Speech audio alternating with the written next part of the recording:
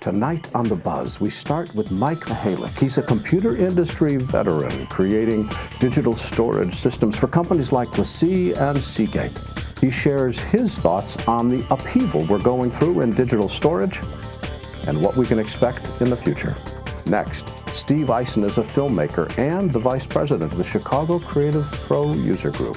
He's recently completed his latest film, The 1,000 Feet Project, and we talk with him about his film and creativity. Finally, John Phelan is the CEO and founder of Argus Insights. This is a company that uses big data to predict the future. John shares his insights with us to help us figure out how we're going to generate revenue in the future. All this, plus Tech Talk and Randi Altman's perspective on the news. The Buzz starts now. Tonight's digital production Buzz is brought to you by Otherworld Computing at MacSales.com and by ZenData at ZenData.com. Since the dawn of digital filmmaking, authoritative. One show serves a worldwide network of media professionals. Current. uniting industry experts, Production. filmmakers, Post-production. and content creators around the planet. Distribution. From the media capital of the world in Los Angeles, California, the Digital Production Buzz goes live now.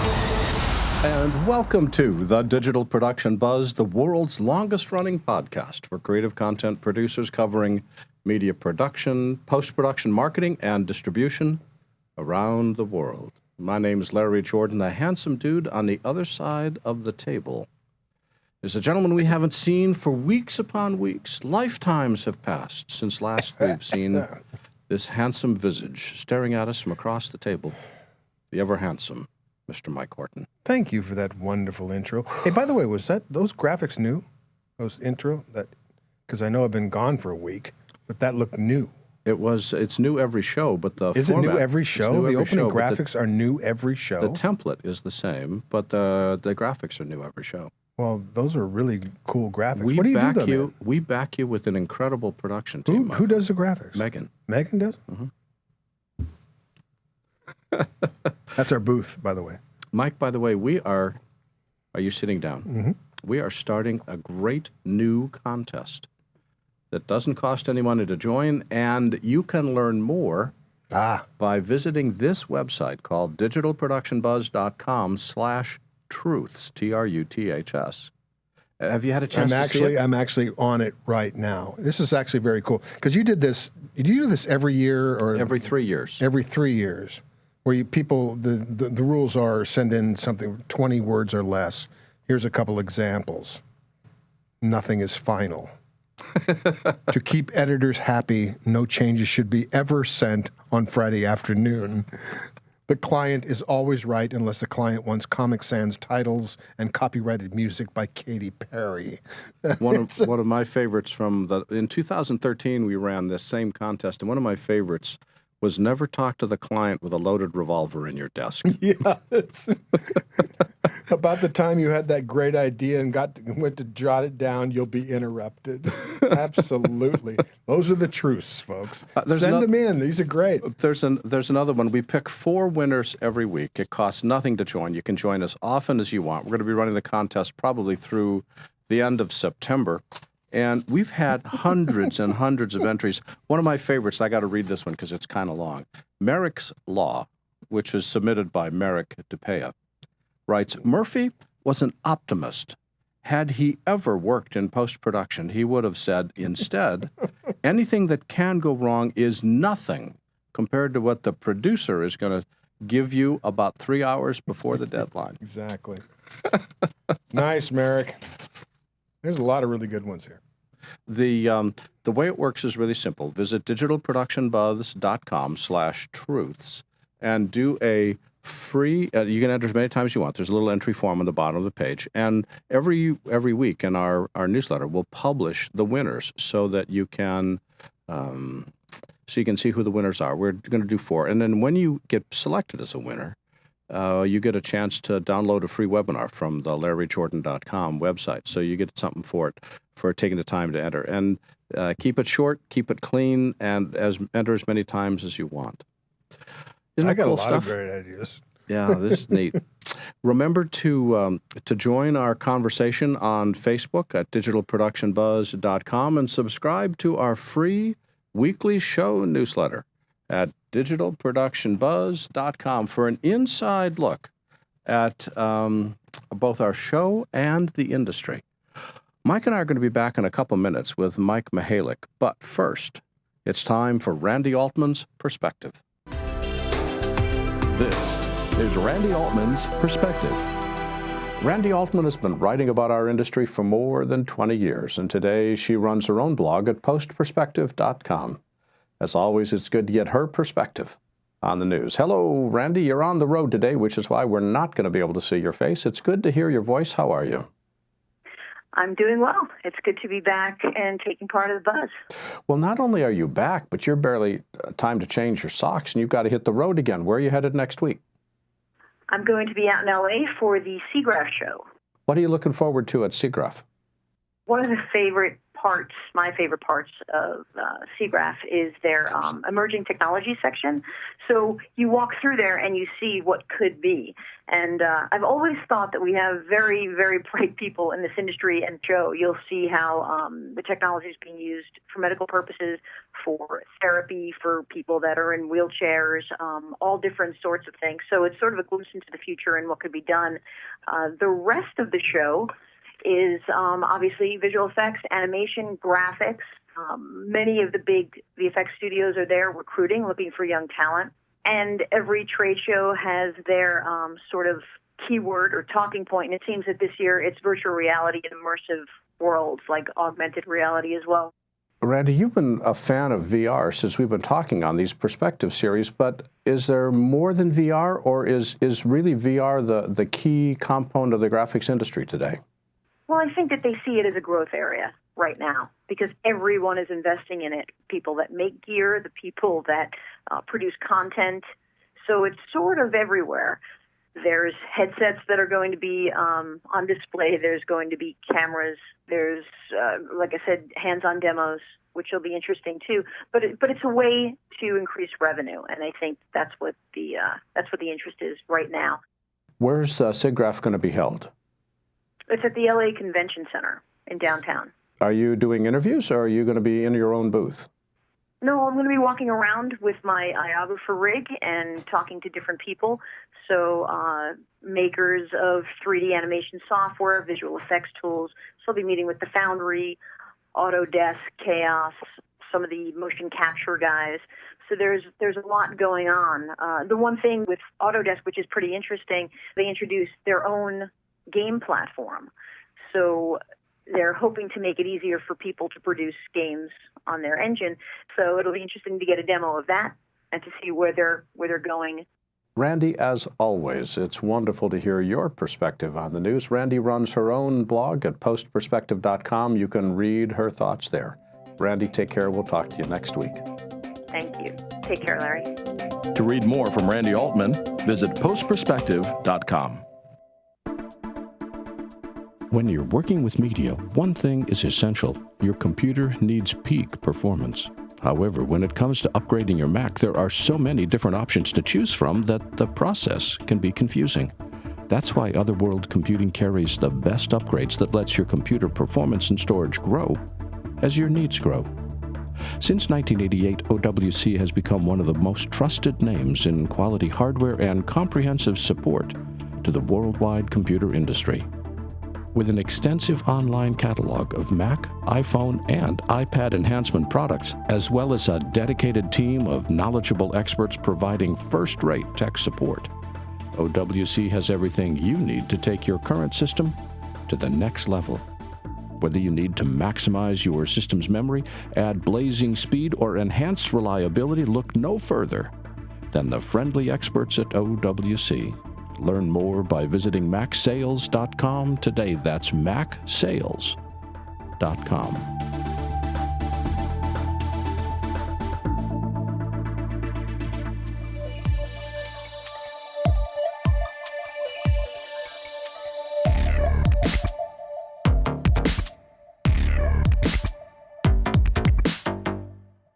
Mike Mihalik is a computer industry veteran working with digital storage systems for the creative, media, and entertainment industries. He was previously the Vice President of Engineering and Operations at LaCie, where he worked for more than 20 years. Mike has created award-winning products for both LaCie and Seagate for both Microsoft Windows and Apple Macintosh computers. Hello, Mike. Welcome. Hi, Larry. How are you? We're doing much better now that we get to hear your voice. Mike, you've been in this industry for a long time. Before we talk about the future, tell us about your background and some of the companies you've worked with. Real simple. Tektronix set me up for everything I know, and then LaCie for about 20 years, and then Seagate for the last 3. What is it that got you interested in storage in the first place? I'm a vast consumer of storage. As we all are. But did that start in college, or did it start sooner? I mean, was there something that, I mean, I've been a consumer of storage for years and years, but that doesn't necessarily make me an engineer. So I've always worked with computers, and I had some of the first hard drives way back in the 70s when they were a bit expensive. I think a 20 megabyte hard drive was over $1,000, my first one. And the way I got into the storage industry was I got tired of test and measurement and wanted to get into something that was a little bit more. So I left Tektronix, took a little bit of a sabbatical, and one of the people I worked with at Tektronix had started a company called Cameraman Labs. I don't know if you remember that, but it was when you put hard disk on a card and plugged it into PCs. And also the PC clone business. And he had called me one day asking about some references, some people that worked for me. And after he talked to me, he said, instead of hiring those guys, why don't I just hire you? So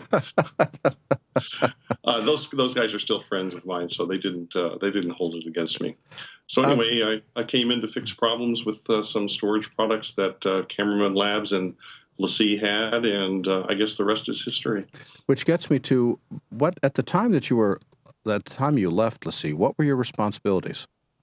I worked on super secret projects with Apple, HP, Microsoft, and Intel. Aside from the super secret projects, before when you were doing general stuff, what were you in development, helping develop the storage, or give me a clue? Okay, so what I had concentrated on in more recent memory is what's going to be the next storage interface, what's going to be the next thing that we need to worry about. Not so much commodity products, but bleeding edge kinds of things. So I brought SCSI was, when I started the business, it was SCSI. But some of the early products in USB, I can remember going to Apple and showing them that USB was possible for something more than just keyboard and mice. I can remember a vivid demo. I showed how to boot a Macintosh with a USB 1 drive. Oh, a little slow, but it worked. But they didn't think it was possible, but it turned out I knew the engineers in the driver group. They put a latent capability in, and I showed them what was possible. Then we did the same thing with FireWire and eSATA and SATA products, and more recently Thunderbolt. So I dragged the company kicking and screaming into the Thunderbolt technology, as well as the latest USB 3, and we're on the cusp of some radical changes in the industry right now. You said you had to drag the company into the Thunderbolt. You had to drag them into it? You had to talk them into it? Yes. Good Lord, there was so much good press on Thunderbolt. No. This is before there was press. Oh, this is after it was announced. If you read those underground papers about the stuff that is coming up, there was so much good talk about Thunderbolt. Yeah, so it wasn't called Thunderbolt. What was it called? Whatever it was called. Yeah. Yes. Peak. Oh, Lightpeak. That's right. That was the Intel name for it. Right. So anyway, as you know, sometimes these technologies, there might be rumors, but you can't really design a product on rumors. So I guess through some finagling and some clever resource allocation, we were able to go ahead and demonstrate a Thunderbolt product when it was actually announced. Well, I want to talk about this because in every case, the examples that you've been talking about, USB 1, USB 2, FireWire 400, FireWire 800, eSATA, SCSI, all of these That's the history of storage. are interfaces. They're not hard disks. So it sounds like you've been much more involved with the connection of storage to the computer than the storage itself. That's correct, yes. LaCie wasn't a hard drive company. We were using products from Hitachi and IBM and Western Digital and Seagate, as well as a few other companies that probably aren't around anymore. So the thing is those are products that a lot of different industry uses, and there's no way that a company like LaCie or anybody for that matter that's not a disk drive manufacturer is going to create the next hard drive. So the challenge for a company like LaCie and the other companies that are doing that is how do you bring that capability to the user and make it easy to use? One of the questions that I get asked a lot, and now I want to shift into the future, is media creators are trying to figure out, do they want to work with USB 3 drives or Thunderbolt drives? And if they're working with Thunderbolt, should they look at Thunderbolt 1 or Thunderbolt 2? Now, I have an opinion on this, but I want to find out if my opinion is correct. If you were to recommend for people that are doing audio and video work, what should they work with? Thunderbolt on Macintoshes, Thunderbolt or USB? Or does it not make a difference? I don't think it makes too much of a difference. What really is most important is what works and what works reliably well. And let me just go ahead and run through the pros and cons of each one. USB 3 will do the job if you have the right computer and you have the right OS and you have the right drive and if you have the right protocol inside. And it's more than just the connector. If you look at, there's a wide range of USB 3 products in the market today, but the real question is which ones will work and which ones won't. There's no real easy way to do unless you get into the rocket scientist mode and look at something called UASP, which is basically a SCSI protocol over USB, and that gives the best performance. And the layman way of looking at that is if you find a product, a hard drive product, for example, that can go over 100 megabytes per second, it's a good one. If you find an SSD USB 3 product that does over 300 megabytes per second, it's a good one.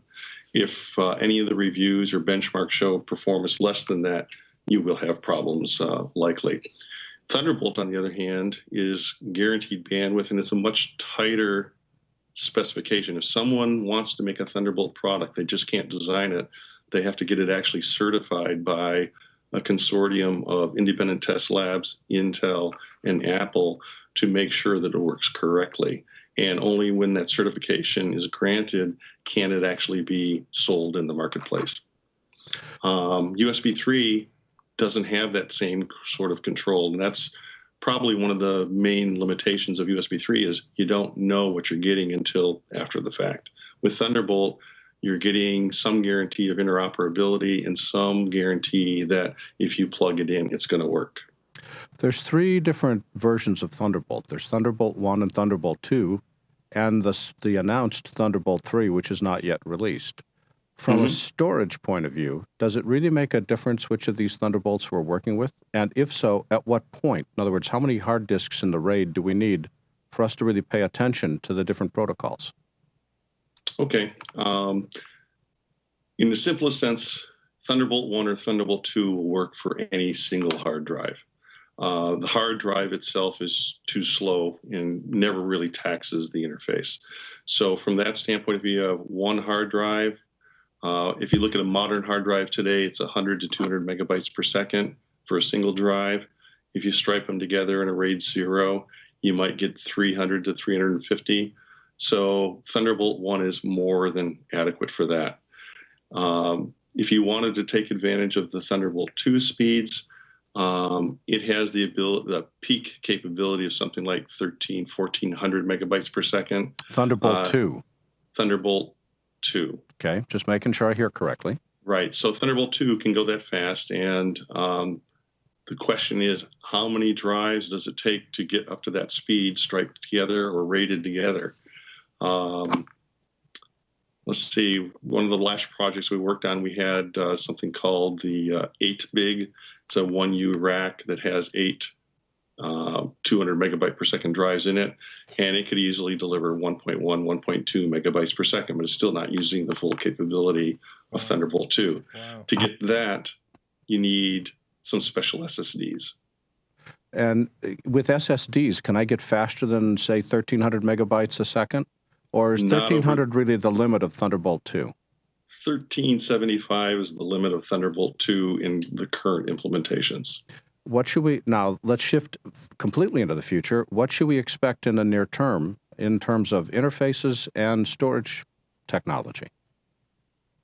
So USB 3.1, you've heard bandied about over the last 6 months. And am I frozen? Nope. Keep going. We hear you loud and clear. Okay.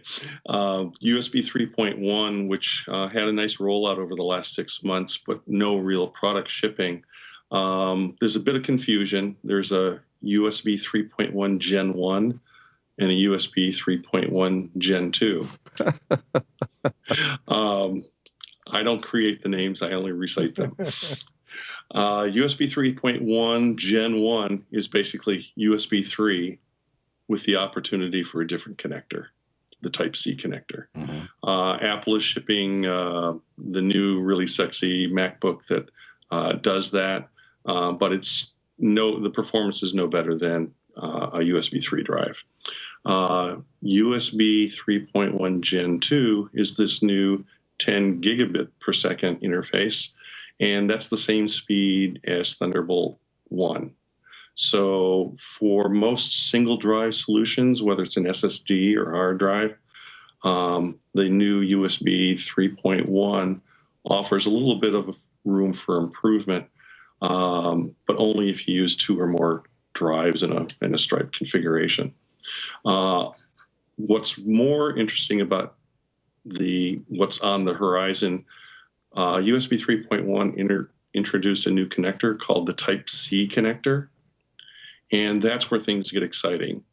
It basically combines a single reversible connector that's rugged and reliable. The only thing it's lacking is a locking capability. There's no way to lock the connector into the plug when you connect it, so some of the video people aren't going to be too happy about that.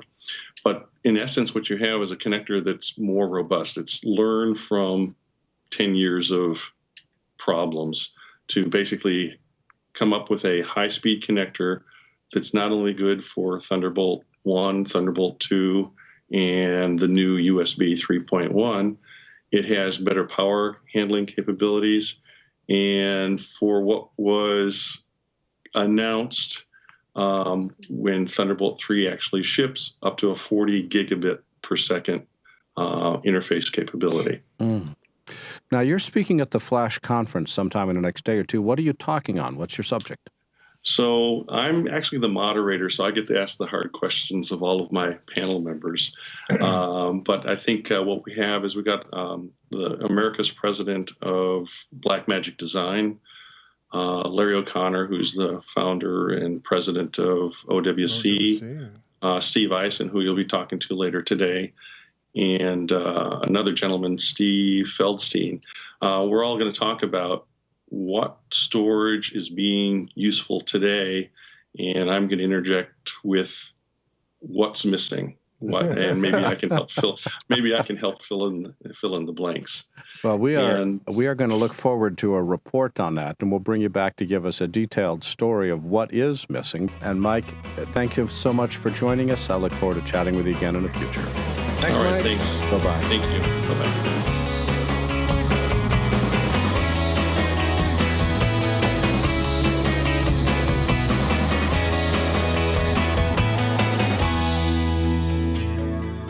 If you need long-term archiving for your video content, then you should look at ZenData.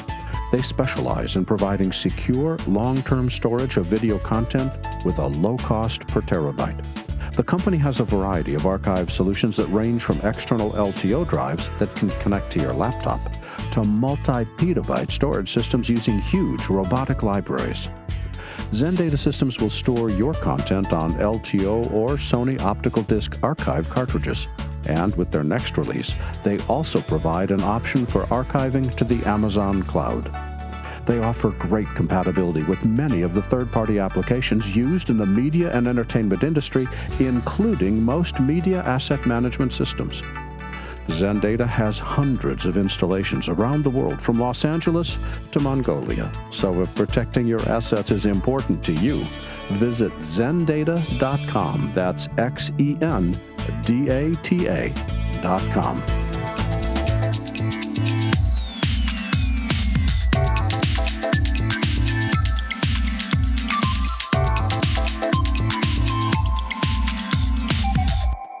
Steve Eisen is a filmmaker and owner of Eisen Video Productions. He began his career more than 25 years ago as a photojournalist and a video editor. Currently, he travels the world filming and editing corporate videos, concerts, sporting events, and nonprofit videos. He's also the vice president of the Chicago Creative Pro User Group. Hello, Steve. Welcome. How are you, Larry and Michael? Hi, Steve. You know, there's so many different things that we could talk about, but the one that I'm most interested in is this thing called the 1,000 Feet Project. What is it? It's about the soapbox derby. It's basically the whole genre is taking these underprivileged kids from New York City and teaching them how to build and race these soapbox derby cars. Is the soapbox derby still a big deal? Oh my God, it is a big. Okay, we were just out there a couple weeks ago for the finals, and like I said, it's the all-American soapbox derby. Yeah, they had some financial problems a few years ago, but it's like so popular. No, is ESPN covering it or Fox covering it or no? So it's not. But one day it will be because of your. Yeah. Hopefully they will be. Yeah, exactly. Could be. It's a sport. It is. You're based in Chicago. Correct. And you're shooting kids in New York City. How did this happen? Correct. A good colleague of mine is based out of New York City. He's the director of the whole project, and he knows I'm a cameraman and all-around guru, so he asked me to be part of the team. So you got involved with it because of your interest in the subject or because a friend of you invited you in? Everything. I do a lot of projects I take on, whether it's nonprofit for a really good cause and stuff like that. So that's the type of person I am. So tell me about a typical shooting day. What were you doing in New York? And we'll talk about tech in a minute, but talk about the shoot. Sure. So back in New York City, we were geared up to have a race in Queens, and basically it was between a school, PS 57, which is based out of Staten Island, and the kids there do an after-school program, and they learn how to, the whole STEM project of building and racing these cars. And then there's a group out of Queens, I guess, that they've been doing the soapbox derby, for the past 30 years. And unfortunately, money's a big issue for these groups because they're, a lot of them, really just scrapping up the barrel of, getting funds to build the cars and, go to the races because there's entry fees and all that stuff. But so we started in New York City, and we did a whole bunch of interviews with the kids, both from Staten Island and Queens.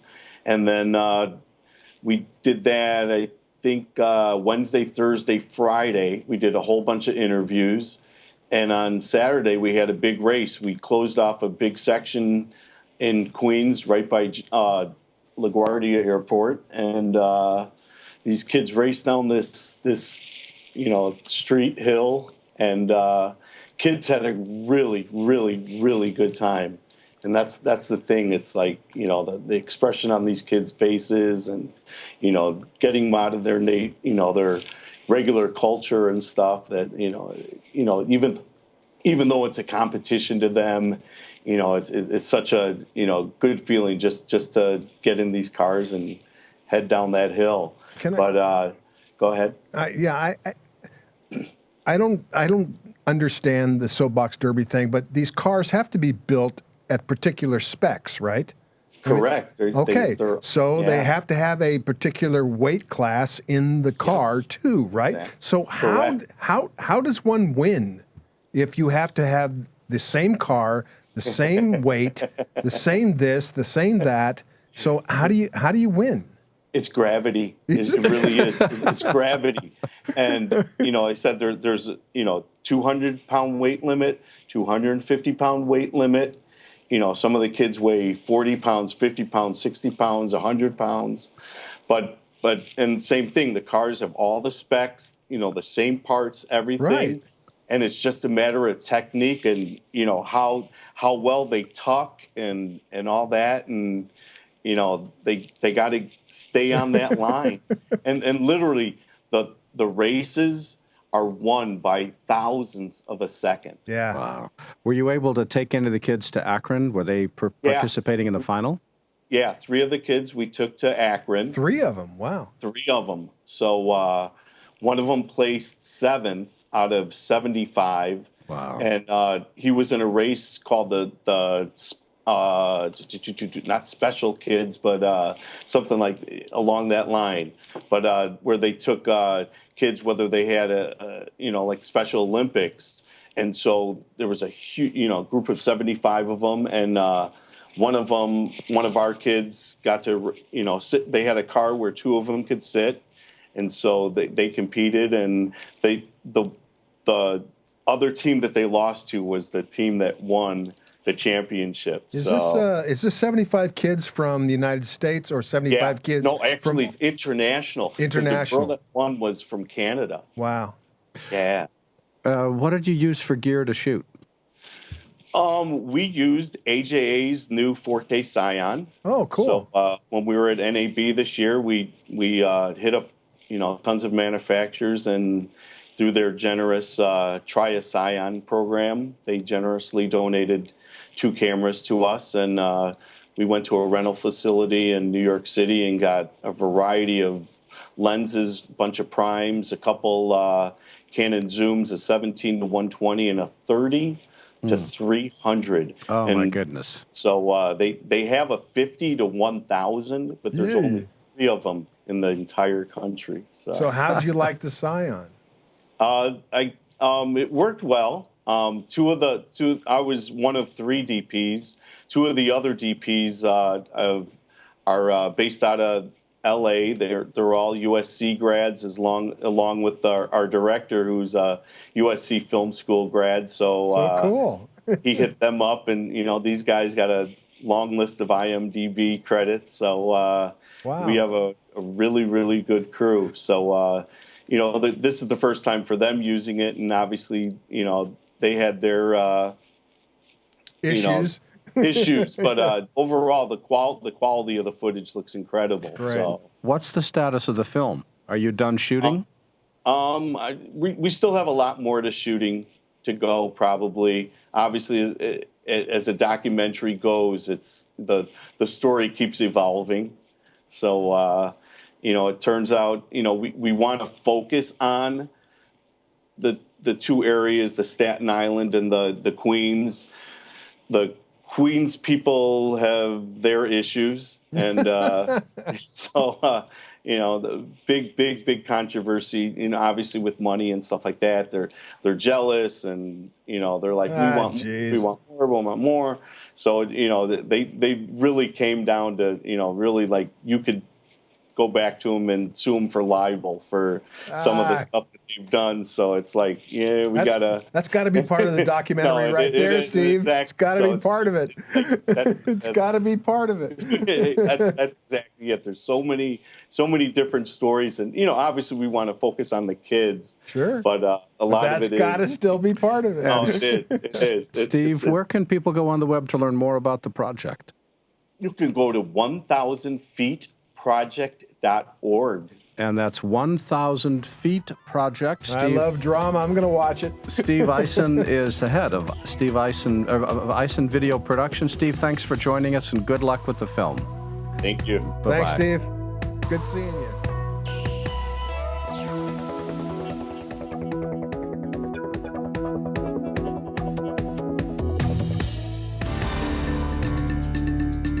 Hi, I've got a ton of brand new training videos showcasing all the new features in Final Cut Pro 10.2, and it's available today. In fact, we've updated our entire Final Cut training just for this release. We added more than 70 new movies covering every major new feature in the software. Then I added new techniques and new ways of working that I've discovered and written about in my newsletter over the years. I updated our workflow and editing training with 31 new movies and effects with 41 new movies. This makes our Final Cut Pro 10 training the most comprehensive, most up-to-date, and most affordable way to learn everything about this amazing software. It's quick, it's easy, and it's complete.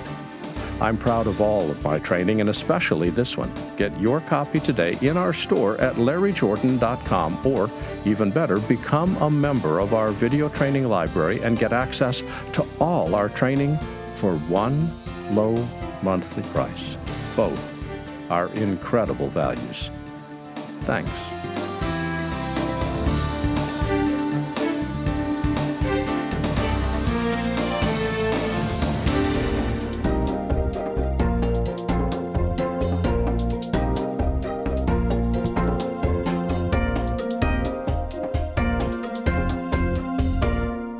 This is Tech Talk from the Digital Production BuZZ.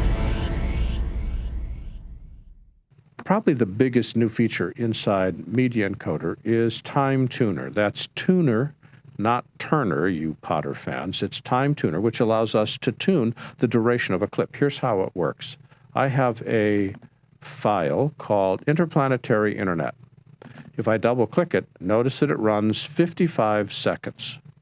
So I'm going to grab this clip, drag it over here into the queue, and I'm going to apply a QuickTime 720p setting.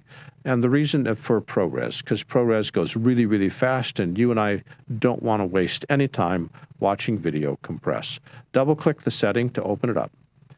This allows us to change settings, which is very, very similar to what we've seen in prior versions of Media Encoder.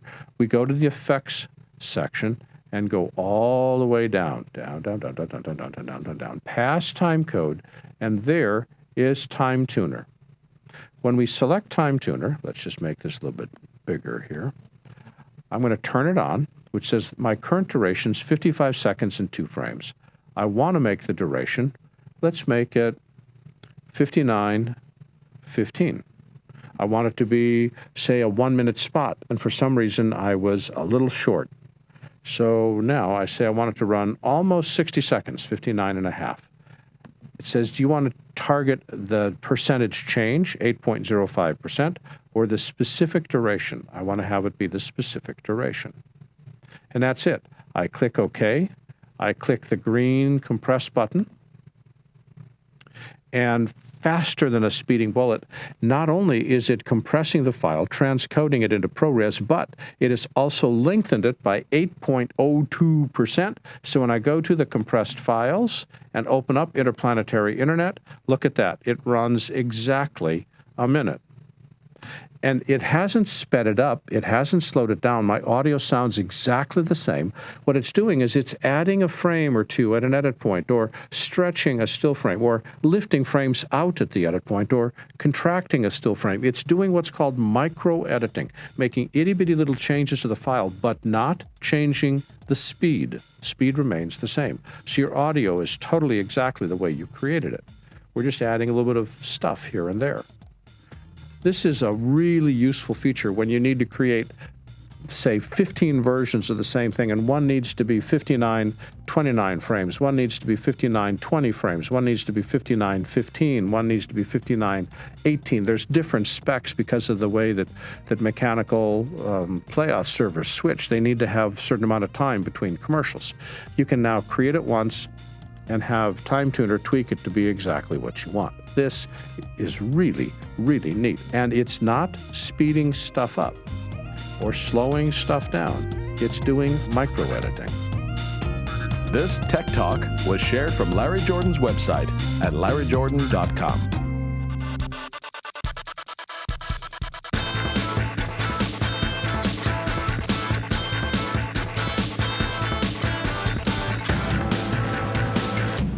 John Phelan is the award-winning founder and CEO of Argus Insights, a new type of market intelligence company seeking to connect the dots between technology innovation and consumer adoption. John holds a PhD in mechanical engineering from Stanford University and is an expert in consumer response to technology. Hello, John. Welcome. Hello, Larry. Thank you so much. So let's start at the beginning. What is Argus Insights? So Argus Insights is a company that takes data from that consumers' breadcrumbs from around the world and uses that to figure out who's winning the hearts and minds, who's losing, and why. And we gather our data from social media, from consumer reviews in multiple languages and multiple markets to understand what's driving adoption and what's driving disappointment. Well, your background's mechanical engineering. Why did you decide to start the company? It's always good experience and need before you create a solution. And in my past experience, I've been working on the design of products that people use every day, on everything from laptops to smartphones to medical devices to spy satellites. And I was in a unique position in 2007, 2008, where I was at Synaptics, a company that makes touchscreens. And a small device had come out from Apple called the iPhone. And the only place you could buy the competing technology to the iPhone was Synaptics. And so my job on the technical marketing point of view was to help customers understand how to integrate multi-touch technology into their smartphones and use that to compete against Apple. You would think after the iPhone was launched, that would be the easiest job on the planet. It wasn't. I had Nokia on more than one occasion say, well, actually, we don't need you. The iPhone's not a threat. Mm-hmm. Like, how are you measuring that? Well, we have a Gartner research that says it's not smart enough to be called a smartphone, and Forrester says it won't have any impact on the marketplace, and our own customers love our products, and look at the technology in it. I mean, it's just a 2G radio. It takes really bad pictures. We are not worried about Apple at all. And what I realized at the time was that Nokia was measuring the wrong market signal. They were measuring all the traditional liking indicators, and they didn't understand what Apple had done to generate smiles from a pile of what people perceived to be inferior technology. And I knew there had to be a better way to do that market research effort. And so I actually took the research I'd done during my PhD at Stanford and put it off the shelf, made sure the math still worked, and started a company around that to try to help companies leverage the data they already had, that people were already using, to drive better insights, to drive better action, to kind of keep things like what happened to Nokia, complete failure in the marketplace, from happening to other companies. But there's lots of companies that seek to analyze consumer behavior. What is it that makes your approach unique? So I spent some formative years of my career at the design firm IDEO, in which a lot of what we learned was how do you observe what people don't answer when you ask them questions. So the questions that what they say to the questions that you don't answer. Because we found that surveys and focus groups are great. We're getting the answers you're already looking for. But to understand the latent needs and where the opportunities for innovation were, you had to kind of watch and listen. And the technology we developed at Argus allows us to listen to conversations at scale. And what distinguishes us from other people who do kind of social media analytics is that we've been able to time and time again tie our metrics to the outcomes. We've actually beat Wall Street estimates of iPhone sales almost every quarter for the past 4 years just by using the public data we pull into our tools and technology. Well, is your goal to track consumer behavior or to predict consumer behavior? Both, because it turns out people's use cases and their behaviors don't change as fast as the products do. And as we see new capabilities come out or new use cases come out, we can see the consumers react to that. Like when Apple integrated Siri into the iPhone, even though you could buy Siri as an app before that, that integration changed people's perceptions of voice activation as technology and this whole personal assistant move that was coming through. And so we're able to kind of see the co-evolution of technology and consumer behaviors at the same time. And when most people are trying to figure out how to put more megapixels and gigahertz into people's hands, we're able to understand, well, what are people doing with that? What's actually the driving scenario? What are they falling short on, right? Is it because they want more bandwidth? Is that extra 4 megapixels really going to move the needle from a market share standpoint? And so bridging that gap between the classic technology challenge of, oh, 4 is better, and, well, actually, I have enough, and helping our clients figure out what about their customers is not being served today that creates opportunities to disrupt their competition, all by listening to what people are saying. Well, it's interesting thinking about that, because one of the things that Apple has done over the last several years, especially since the release of the iPhone, is they've stopped marketing technology as technology. They're not talking megapixels, and they're not talking gigahertz. They're talking benefits that the end user gets, as opposed to marketing the chips themselves. It sounds to me that is talking directly to the consumer. Is that a true statement? That is true. Though I would actually argue that part of the reason Apple's kind of slowed down in the past few years is they've kind of fallen off that wagon. If you look at their past several keynote launches of new products, they show more technology than they necessarily do actually the cool use features. And I say that by, they show a 3D exploded views of the camera lenses, or they actually show you the millions of transistors on the A6 chip, showing what would make the technology, the silicon folks just drool with the number of density of transistors they have on that, is very different than what most consumers are used to seeing. And so they've lost their way a little bit in the past couple of launches, and I think that's part of what's been their challenge in the soft adoption of the Apple Watch and things of that sort. Watching videos of people forging gold to make a watch is interesting to people who know and love manufacturing. But for people who are trying to, spend money on a device that helps and adds value to their life, they don't know why that manufacturing process impacts them, because we didn't get the punchline on that. I had a tremendous amount of fun going over your website, and your web address is on the screen during our conversation. And I discovered a phrase that I tripped over that I want to have you explain to me. Your website describes the company as a, quote, big data-driven market coach. What does that mean in English? You caught me. We're playing with some positioning piece there. What we've been able to kind of show is that we're able to actually measure quite accurately the market that the companies have, and then coach them to shift what they do and how they talk about what they do to fit more of what the market's looking at. And we do that because we use big data as a way to do that. It's less about a bunch of creatives sitting in a room with a whiteboard and thinking about would it be cool if. It's more about, we just got through calling through all the information from 600,000 smartphone users, and this is what they're looking at. This is what's exciting for them. And this is what it means for you, because this is where you are fitting what they need, and this is where you're disrupting what they need. Well, take a step back, and for people that don't know, define what big data is, and exactly how intrusive is it in an individual consumer's life? So that's a really good question. Big data is the way most people talk about, or how do we have terabytes and petabytes of consumer information about not even just consumer information, about machine information, all the server logs for all your Facebook pictures or your Fitbit data from all those steps that you took. And how do you bring all that data information together to have 1 + 1 = 7? And where we kind of play in that space is that we bring in the breadcrumbs that people leave in consumer reviews, Twitter, Facebook, blog posts, discussion board, things of that sort, and then use that to weave in an anonymous way who these people are in groups and target segments, and what needs are being met or not, and what brand affinities they have and things of that sort. We're able to actually develop very robust psychographic segmentation based on our big data analytics. And it's not intrusive because all of our stuff is based on passive listening. There's no surveys, there's no video cameras. We do none of that stuff. There are companies doing that who are using, for example, in-store security camera footage as a way to understand where to put sale information or advertising information. There's a lot of very active collections where they're asking people, for example, in the wearable space, here, wear this, and we're going to use your data to go figure out what to do for Blue Cross and Blue Shield's healthcare plans. Not necessarily with the consumer knowing what's going on with it. So we try to stay on the good side of big data as it relates to consumer behaviors.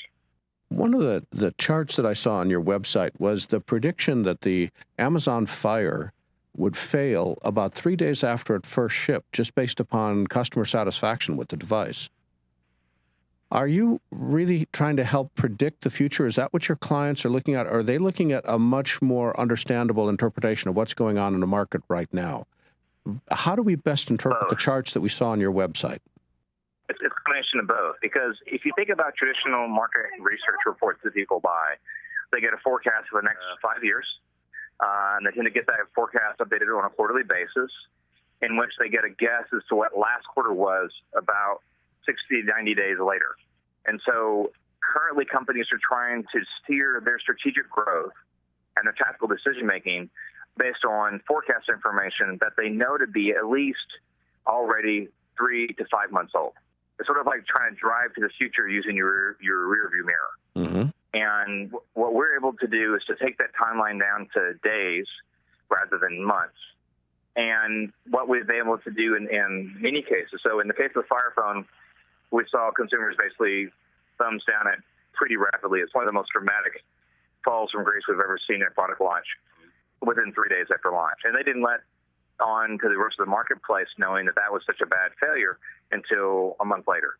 We've seen that with Samsung. We've seen that with Apple. We've seen that with a number of cases, both good and bad, where, oh, my goodness, it was fantastic. Did you see what just happened? And, you know, they said they sold 25 million, but that was just channel stuffing.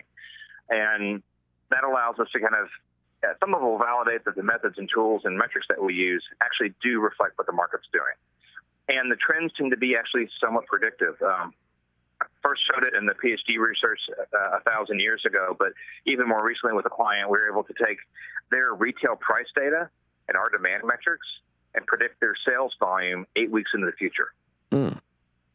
And the reason is that there's patterns to success and failure. And we're able to look at those patterns across the, oh my goodness, we have data on over 7,000 products and look at the dynamics to kind of figure out what's the thumbprint of a winner, a loser, and a slow burner. And there's a whole class of products that we kind of call, why did you bother launching this? But very quickly kind of understanding across consumer electronics, appliances, consumer packaged goods, smartphone apps, every category we've had a chance to kind of test the methodologies and the theory. It's shown that we can actually not only kind of speed up that time to kind of, oh, this is what just happened, but also then take that same data and attempt to extrapolate to the future. With this kind of research, it sounds like your typical client is got to be a really huge company. Who are typical clients? And the other side of this is, can we as consumers benefit from the research that you're doing? So, I like to say we're a small company with big clients. We've helped Fortune 500 retailers figure out what products to put on the shelf. Global manufacturers figure out what their roadmap needs to be based on what consumers need tomorrow as well as today, and their own weaknesses and where the competitors are weak. We basically worked throughout the entire consumer electronics or consumer goods supply chain. People who make components, people in the logistics chain, people who figure out where the parts need to go based on what the demand is. You know, are they buying more iPhones in Europe than they are in China, and how do you react to that? But we've also had small companies too, because it turns out once you've instrumented the market, the economies of scale allow us to address not only the needs of big companies, but small firms too. Because there's no reason a startup should have to pay a major market research company $120,000 for data that's 6 months old, especially when it's so readily available today with the tools and methods that we have today. In terms of addressing consumers, we've toyed with that a lot because the most common question I get asked by friends and family is, what smartphone should I buy? Oh, let me go look at the data. And they always come back, oh, I love it. So you picked the right one. I'm like, cool. And the answer is not always buy Apple either. It really depends on their own needs. And we've toyed with that. We actually did a pilot with Best Buy about how to use our data to inform consumer purchase decisions in store, where they got some Argus data at the point of sale, at the point of purchase, to say, well, what are your needs? What do you want to use this for?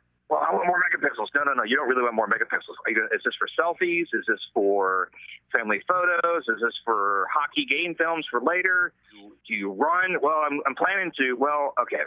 Do you actually run? Well, no. Okay, then you don't need the active sport thing because you're not going to sweat enough to actually impact your phone. And that goes on and on and on and on. We just haven't found the right path to impact consumers directly, other than we do publish a lot of our materials, as you see on our blog post, where we kind of share a snapshot of what we're seeing about brands or products or other things that we see doing well or not.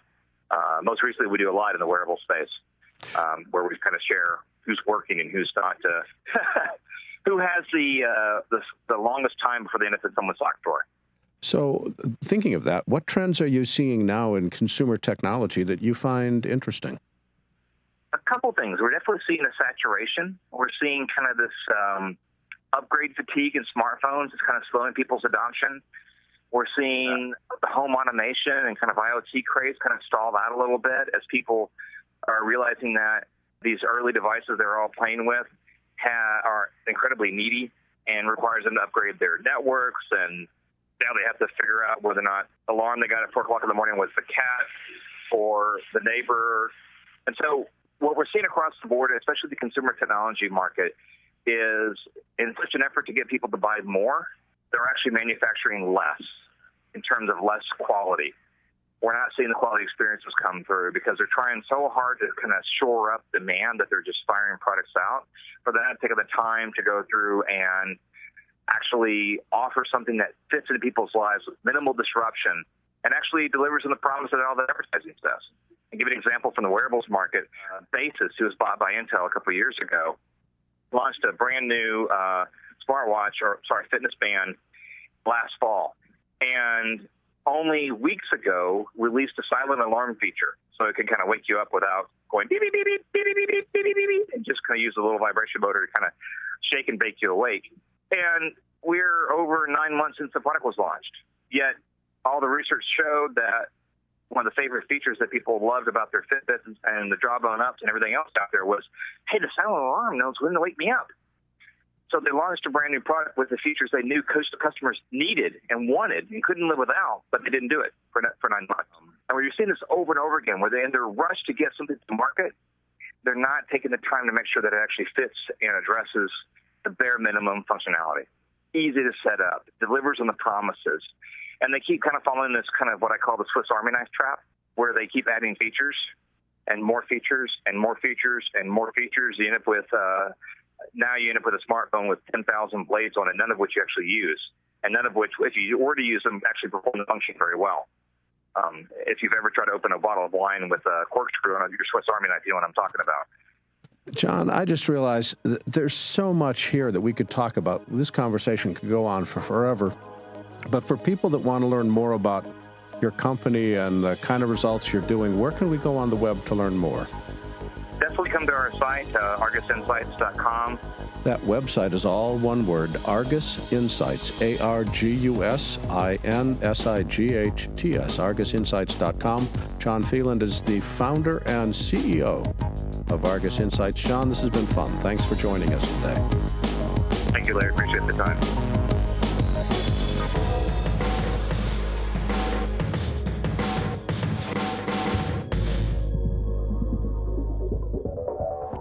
It's time for a BuZZ flashback. 5 years ago today. Fair use is a notoriously fuzzy doctrine, okay, and it's been famously called the right to hire a lawyer, right, as opposed to, but it is an affirmative right.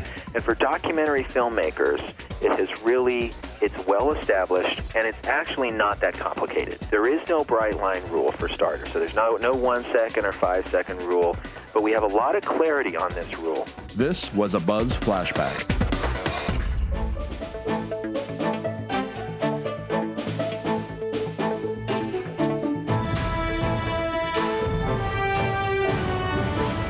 You know, Mike, it's hard to believe, but that was from the BuZZ 5 years ago, and that was still almost 2.5 years after you and I started doing this. That's still very relevant, isn't it? The whole concept of fair use and what we can use. It's still very confusing, and I still don't get it, and I never will get it. Yes, you will. I have faith in you. We're going to do a whole digital production BuZZ thing on fair use. Bring in a whole bunch of people, talk about it, and I guarantee you, it'll be just off the charts all over the place. Everybody will have their own opinion about what's going on. It is not something set in stone because none of us understand it. I don't think anybody you would have on the panel will clarify it. So that's how I feel, Larry. Not that you have an opinion. Not that I have an opinion, yes. People that do have opinions are some of the guests we've had on the show. We started with Mike Mihalik, a guru on digital storage technology, and then Steve Eisen, a filmmaker, and John Phelan, the founder and CEO of Argus Insights. There's a lot of history in our industry, and it's all posted to our website at digitalproductionbuzz.com. Here you'll find hundreds of past shows and thousands of interviews, and this summer our website is undergoing a facelift, so if you haven't visited recently, come back and take a look. Talk with us on Twitter at DPBuzz and Facebook at digitalproductionbuzz.com. Our theme music is composed by Nathan Doogie Turner with additional music provided by smartsound.com. Text transcripts are provided by Take One Transcription. Visit takeone.tv to learn how they can help you. Our producer is Serena Catania. Our engineering team is led by Megan Paulos, includes Ed Golia, Keegan Guy, Alex Hackworth, Eileen Kim, and Brianna Murphy. On behalf of that handsome dude on the other side of the table. Really good. His name's Mike Horton. My name's Larry Jordan, and thanks for watching The Buzz. Goodbye, everybody.